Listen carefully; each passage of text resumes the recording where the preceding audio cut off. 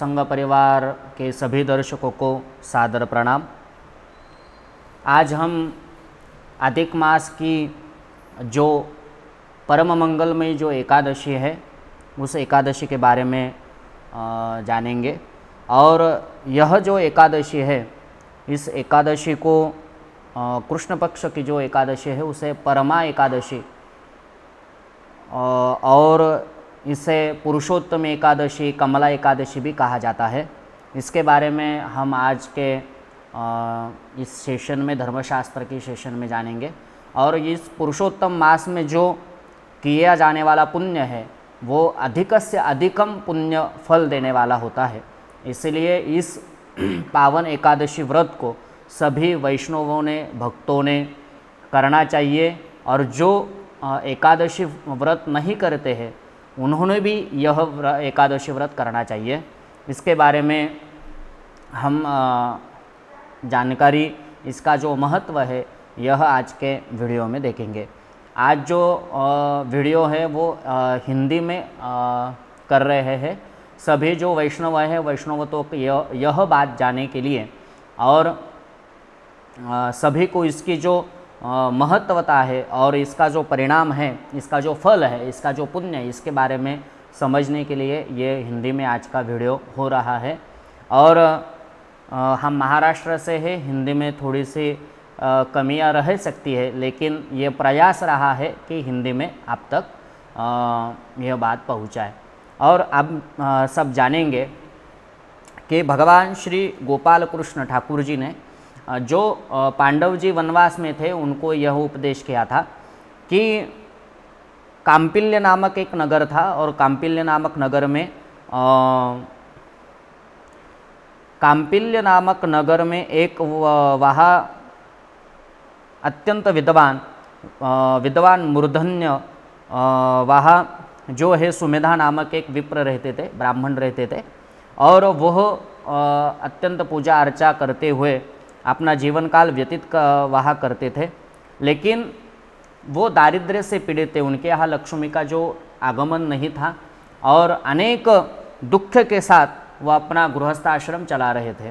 और उनकी जो धर्मपत्नी थी, पतिव्रता थी, एक दिन सुमेधा जो विप्र थे उन्होंने अपने धर्मपत्नी से कहा कि हमारे यहाँ धन नहीं है और धन के बिना गृहस्थाश्रम चल नहीं सकता, इसलिए धन अर्जन करने के लिए हम परदेश जाएंगे।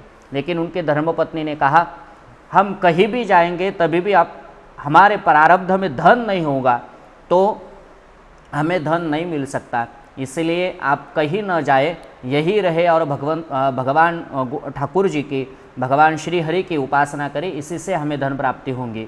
ऐसा बहुत काल व्यतीत होने के बाद उनके पूर्व प्रारब्ध से वहाँ कौंडिन्य नामक एक ऋषि वहाँ आ पहुँचे और उन्होंने पति पत्नी जो थे उन्होंने, वो दंपति ने उनकी मनोभाव से अत्यंत हर्षोल्लास से पूजा उनकी की। और पूजा करने के बाद उनसे करुणा की, उनसे प्रार्थना की कि हमारे यहाँ जो है दारिद्र्य है, लक्ष्मी स्थिर नहीं है और इसके लक्ष्मी के बिना हमारा गृहस्थाश्रम चल नहीं सकता, इसलिए हमारे जो पाप निवृत्त होने के लिए, पाप का प्रशमनम होने के लिए और हमारे यहाँ लक्ष्मी का आगमन होने के लिए और जो कष्ट है हमें वो कष्ट निवृत्ति के लिए हमें कोई उपाय बताए। तब कौंडिन्य मुनि ने कहा कि जो परम पावनी, जो पुरुषोत्तम मास की कमला एकादशी है, पुरुषोत्तमी एकादशी है, जिसे परमा एकादशी भी कहा जाता है, जो कृष्ण पक्ष में आती है, वो एकादशी का आप व्रत करो पति पत्नी। और व्रत करने के बाद आपके यहाँ निरंतर लक्ष्मी का जो वास आपके घर में, आपके गृह में रहेगा और आपकी लक्ष्मी की बरसात, अपनी कृपा आशीर्वाद अपने घर पर रहेंगे और सुख शांति समाधान ऐश्वर्य आदि जो है वो आपके घर में आके निवास करेंगे, ऐसा कौंडिन्य मुनि ने कहा।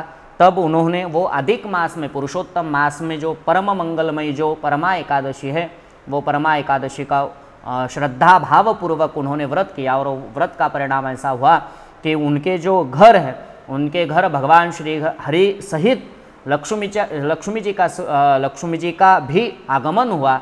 और आगमन होने के बाद उनको संपूर्ण परिवार, उनका जो परिवार था, उनका जो परिवार था वो परिवार सुख शांति समाधान से संपूर्ण वह परिवार हुआ। और यह व्रत कैसा करे इसके बारे में हमने कथा जानी। अब ये परमा एकादशी का व्रत कैसे करें, तो परमा एकादशी जो है, परमा एकादशी कृष्ण पक्ष की जो कल है, और यह एकादशी जो है वो व्रत करना चाहिए। ब्राह्म मुहूर्त उठकर स्नान करना चाहिए। भगवान गोपाल कृष्ण एवं शालिग्राम जो भगवान ठाकुर जी का जो विग्रह है, विग्रह पर पूजा अभिषेक, पंचामृत पूजा अभिषेक करना चाहिए। पूजा अभिषेक करने के बाद तुलसी पत्र जो है, तुलसी पत्र भी चढ़ाना चाहिए। जो अपने पास है एकाष्टोत्तर हो, सहस्त्र हो, वैसा अपने सहस्त्र नाम बोलकर तुलसी पत्र चढ़ाना चाहिए, तुलसी अर्चन करना चाहिए। ये भी बहुत पुण्य फलदायक यह अधिक मास में होता है। और उसके बाद भगवान के सामने सायंकाल समय हरि कीर्तन करना चाहिए, भजन करना चाहिए, वारकरी भजन करना चाहिए। और अन्य जो उपासना है, विष्णु सहस्त्र नाम पाठ है, गोपाल सहस्त्र नाम पाठ है, और नंदनंदन स्तोत्र है, जो भगवान श्री हरि ठाकुर जी के जो अन्य भिन्न भिन्न स्तोत्र है, वो स्तोत्र का भी पाठ गान करना चाहिए। और भगवान को जो परम प्रिय है वो है भजन, भजन संकीर्तन जो है, भजन भगवान के सामने करना चाहिए। इससे भगवान अत्यंतिक प्रसन्न हो जाते हैं। और कीर्तन भी श्रवण करना चाहिए। इसी से यह व्रत संपूर्ण होता है। और द्वादशी के दिन सवेरे ठाकुर जी को अभिषेक पूजा करके भोग लगाने के बाद द्वादशी घटिका के समय अपना जो एकादशी का व्रत है उसका पारणा उद्यापन करना चाहिए। ऐसा एकादशी का व्रत होता है। शास्त्रों में बतलाया है कि अधिक मास की जो एकादशी है वो परम पुण्य पावन होती है। मैंने पूर्व बात में कहा था कि यह एकादशी है अधिक से अधिकम फल देने वाली है। इसलिए आप सभी वैष्णवजनों को, भक्तों को आग्रह है कि धर्मशास्त्रों ने भी कहा है, इसलिए आप सभी एकादशी का व्रत करके अपने कुटुंब के लिए, अपने परिवार के लिए और अपने ऐहिक और पारलौकिक सुख के लिए यह एकादशी व्रत करना चाहिए। रामकृष्ण हरि।